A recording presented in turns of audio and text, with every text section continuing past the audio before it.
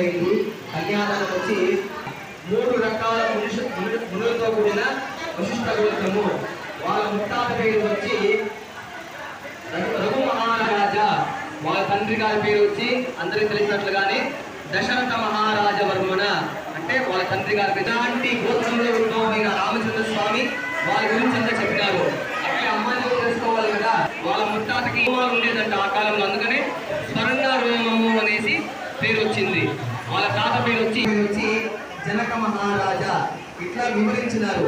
దేవుడి వచ్చి వశిష్ఠ గోత్రము, అమ్మవారి వచ్చి గోత్రమే తుభ్యం బ్రహ్మలోకే. పాత్రికేయ మిత్రులందరికీ నమస్కారం. ఈరోజు గిరింపేటలో శ్రీ వీరాంజనేయ స్వామి దేవస్థానం నందు శ్రీరామనవమి సందర్భంగా సీతారాముల కళ్యాణం అంగరంగ వైభవంగా మా చైర్మన్ కుమార్ గారి ఆధ్వర్యంలో గిరింపేట ప్రజలందరినీ కలుపుకొని అంగరంగ వైభవంగా సీతారాముల కళ్యాణం జరపడం జరిగింది. ఈ శుభ సందర్భంగా గిరింపేట ప్రజలకి, చిత్తూరు ప్రజలకి అందరికీ సుఖ సంతోషాలతో సౌభాగ్యాలతో ఈ శ్రీరామనవమి జరుపుకోవాలని ప్రార్థిస్తున్నాం. జై శ్రీరామ్. చిత్తూరు జిల్లా గిరింపేట శ్రీ వీరాంజనేయ స్వామి దేవస్థానం నందు శ్రీరామనవమి పురస్కరించుకొని ఉదయం స్వామివారికి 6 గంటలకు విశేష ద్రవ్యములతో అభిషేకము, తదుపరి ధూప దీప నైవేద్యములు, 7:30 గంటల పైన సర్వదర్శనము కల్పించడం జరిగినది. తదుపరి 9:30 మన చౌడేశ్వరమ్మ దేవస్థానం నుండి స్వామివారికి పట్టు వస్త్రాలు ఊరేగింపుగా తీసుకొని వచ్చి 10:30 నుండి 12 గంటల మధ్య శుభలగ్నమునందు సీతారాముల వారి కళ్యాణము అత్యంత వైభవంగా జరిపినాము. అదే విధముగా రేపు అనగా 18/4/2024 గురువారము ఉదయం 9 నుంచి 10:30 గంటల మధ్యలో స్వామివారికి పట్టాభిషేకము అత్యంత విశేషముగా చేయుచున్నాము.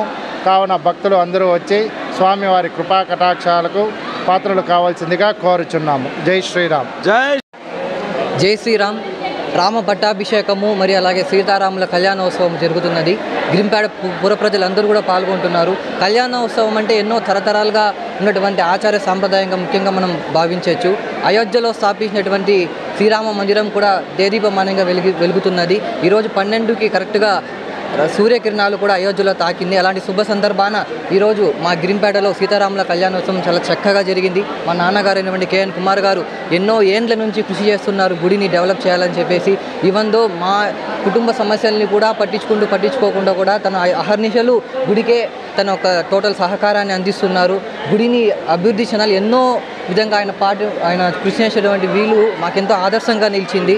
ఇలాంటి గుడి ఇంకా మా నాన్న ద్వారా ఇంకా ఉన్నత స్థాయికి వెళ్ళాలని మనస్ఫూర్తిగా కోరుకుంటూ గిరింపేట పుర ప్రజలందరికీ కూడా మన కుమార్ గారి ద్వారా శ్రీరామనవమి శుభాకాంక్షలు తెలియజేసుకుంటూ అందరూ రేపు పట్టాభిషేకం కూడా జరుగుతుంది. అన్నదాన కార్యక్రమాలు కూడా జరుగుతున్నాయి. త్వరలో గోపురం కూడా కట్టాలని సంకల్పించున్నారు. ఆ గోపురం కట్టడానికి కూడా ప్రజలందరూ కూడా ముందరొచ్చి సహాయ సహకారాలు సహకరించిందిగా కోరుతున్నాం. అలాగే మా నాన్నగారు వచ్చిన తర్వాత పౌల్ట్రీ వెనకాల దీన్ని కూడా కట్టించారు. ఇంత ముందర అటుపక్క జరుగుతూ ఉన్నది కళ్యాణోత్సవం కూడా. దీన్ని కూడా ఎంతో అభివృద్ధి చేసి తన అహర్నిశలు శ్రమించి గుడికి అందజేసినటువంటి మా నాన్నగారికి ధన్యవాదాలు తెలియజేసుకుంటూ గిరింపేట పుర ప్రజలందరికీ మరొకసారి శ్రీరామనవమి శుభాకాంక్షలు తెలియజేసుకుంటూ సెలవు తీసుకుంటాం.